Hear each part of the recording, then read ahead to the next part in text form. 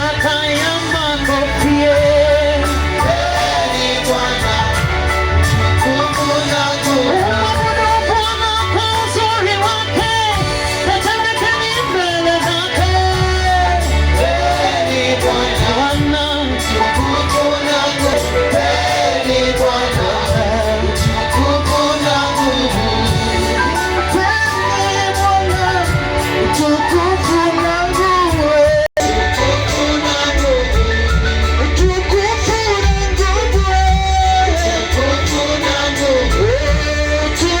Una